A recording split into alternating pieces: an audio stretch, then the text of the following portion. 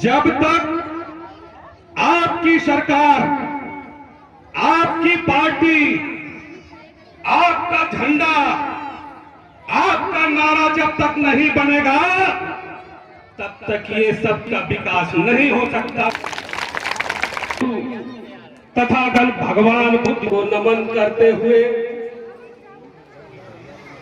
समाज के युग प्रवर्तक महात्मा फुले को नमन करते हुए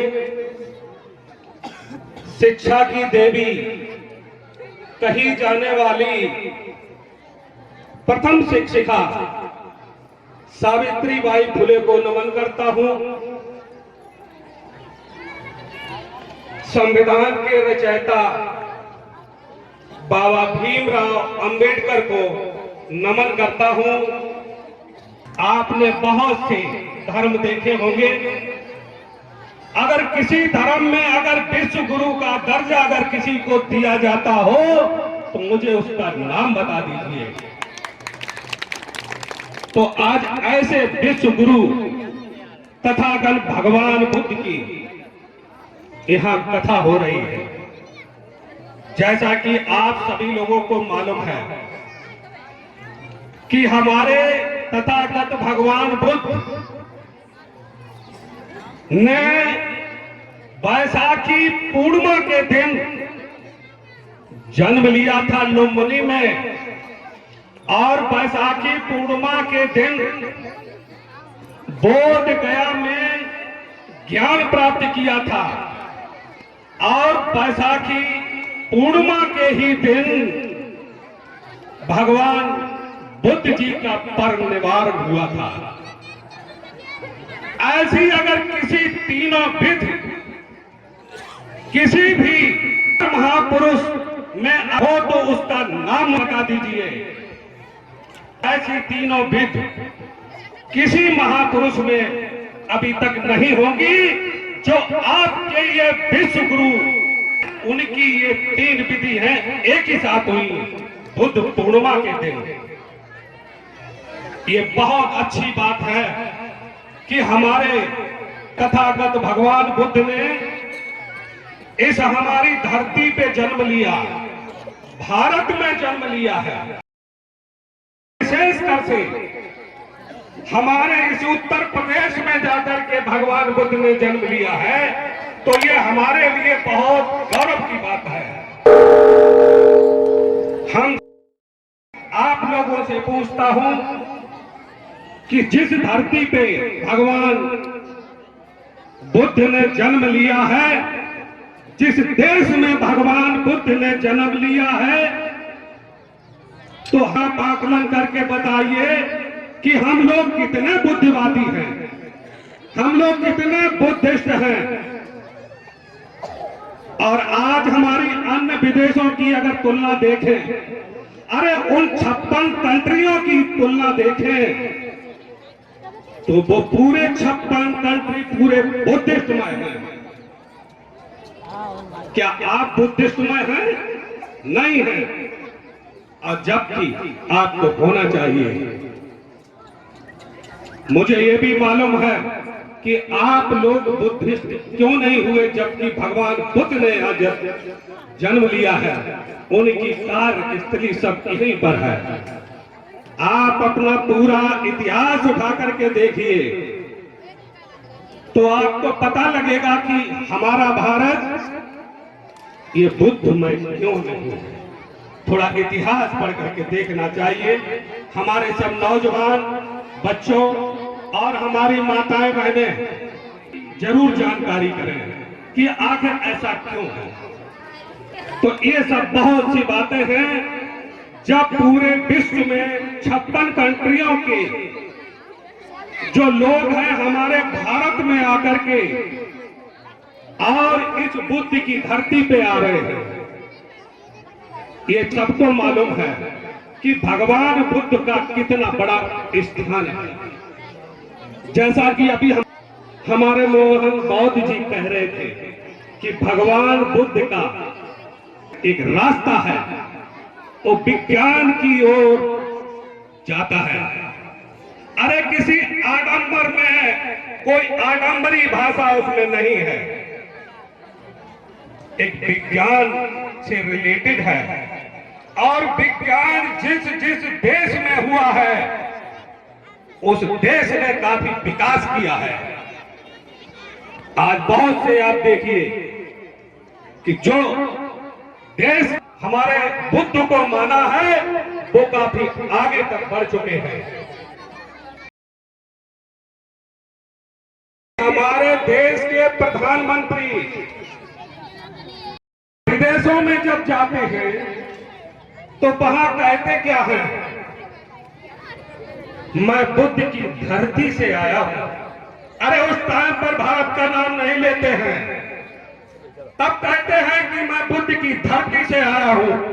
अब आप देख लीजिए अपने बुद्ध का स्थान कि आपका बुद्ध का स्थान क्या है। अंतर्राष्ट्रीय सम्मेलन जब हुआ था, हमारे पाकिस्तान की भाषा कुछ दूसरी थी, लेकिन हमारे प्रधानमंत्री की जो भाषा है, उन्होंने कहा था कि मुझे युद्ध नहीं बुद्ध चाहिए। उन्होंने कहा था मुझे युद्ध नहीं बुद्ध चाहिए। देखिए कितनी बड़ी बात है। जब बुद्ध की धरती पर जब बाहर के विदेश के लोग यहाँ आते हैं, उन 56 कंट्रियों के लोग जब यहाँ पर आते हैं, वहां के राष्ट्राध्यक्ष आते हैं और कहते हैं कि बुद्ध की धरती पे जा रहा हूं, उत्तर प्रदेश में जा रहा हूं, तो वहां पर हमारे उत्तर प्रदेश के मुख्यमंत्री माननीय आदित्यनाथ जी वो उनको बुद्ध की प्रतिमा दे करके उनको सुशोभित करते हैं। देखिए आप अपने बुद्ध का स्थान देखिए आप। तो ये सब बहुत सी बड़ी बातें हैं कि हमारे बुद्ध कितने आगे हैं। ये बड़े साफ शब्दों से कहना चाहता हूं, चाहे वो किसी की भी सरकार हो, कथनी और करनी में अंतर नहीं होना चाहिए। हमारे देश के प्रधानमंत्री जब विदेशों में जाते हैं तो बुद्ध का नाम लेते हैं, और जब हमारे भारत में रहते हैं तो उनको भूल जाते हैं, याद तक भी नहीं करते हैं। ये कैसी विडंबना है। 2017 में बजट रखा था 217 करोड़ रुपए का रखा था, तो मैं समझता हूं कि बुद्ध स्थलों के लिए वो भी पैसा इन्होंने नहीं लगाया। अभी कुछ दिन पहले ये बजट एक हुआ था, उसमें उस बजट में बुद्ध जन के लिए एक भी पैसा बजट में नहीं रखा है। अरे जब तुम इतना भगवान बुद्ध को मानते हो तो कम से कम उनके बजट का भी ध्यान रखना चाहिए। अरे मैं सरकार से कहता हूं कि आप बजट भले ही मत रखिए, लेकिन जो बाहर से आया हुआ पैसा वो ही अगर हमारे बुद्ध स्थलों में लगा दीजिए तो यहाँ का चकाचौंध हो जाएगा, इसमें कोई दो राय नहीं। पड़ोस में संखिसा स्थल है, सभी जानते हैं। जो हमारी माताएं बहनें अगर कभी संखिसा न गई हो तो वहां भी जाएं, बहुत दूर से लोग आते हैं। तो ये हमारा संखिसा स्थल है, हमारी भगवान बुद्ध की पवित्र स्थली है। वहां पर भगवान बुद्ध स्वर्ग अवतरण हुआ था और वहां पर 1 महीने का वास किया था, वर्षावास किया था भगवान बुद्ध ने। बहुत पवित्र जगह है। विदेशों के लोग आकर के वहां पर बौद्ध विहार बनाए हैं। श्रीलंका हो, कंबोडिया हो, चीन हो, जापान हो, सभी ने जाकर के वहां पर बुद्ध विहार बनाए हैं।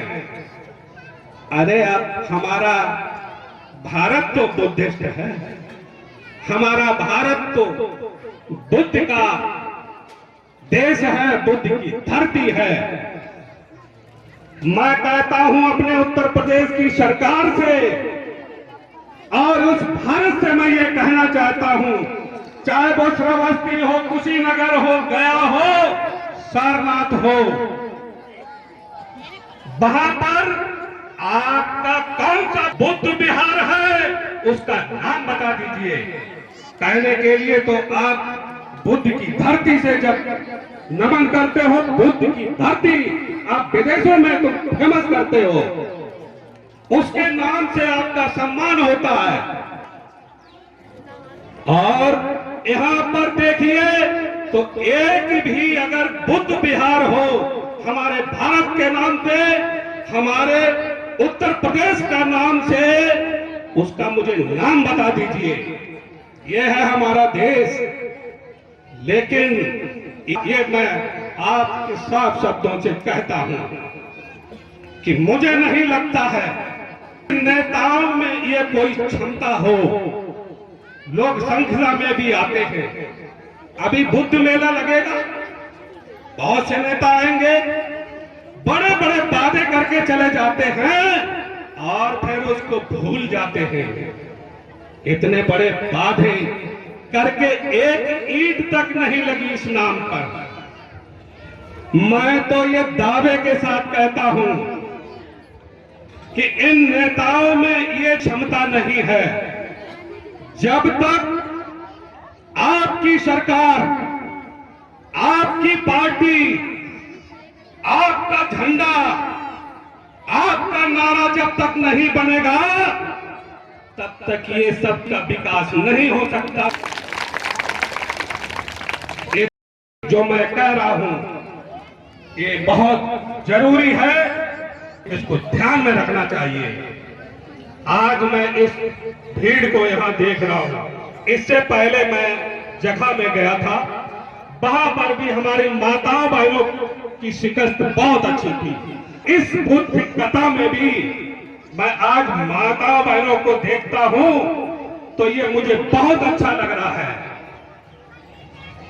आज ये जो बुद्ध कथा हो रही है, एक बात याद रखिए कि पहले कथा मैं किसी और से सुनते थे, आज कथा मैं स्वयं कहता हूं।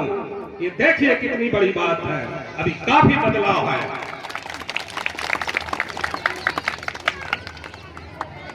ये मैंने जहां तक देखा है, जिस कथा में अगर माताओं बहनों की जब भागीदारी जिसमें होती है तो मैं समझता हूं कि वो दिन ज्यादा दूर नहीं होगा कि हमारा देश बुद्धमय नहीं होगा।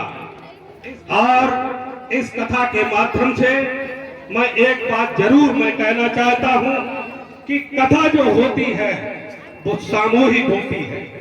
भले ही हमारे चंद्रशेखर साखी जी और उनकी पूरी समिति ने ये कथा कराई आपके सहयोग से, तो मैं ये मान के चलिए कि ये प्रॉपर तरीके से कथा इनकी नहीं हुई है। अरे कथा तो धार्मिक है, जो आ गया और जिसने कथा को सही तरीके से सुन लिया, कथा उसी की है।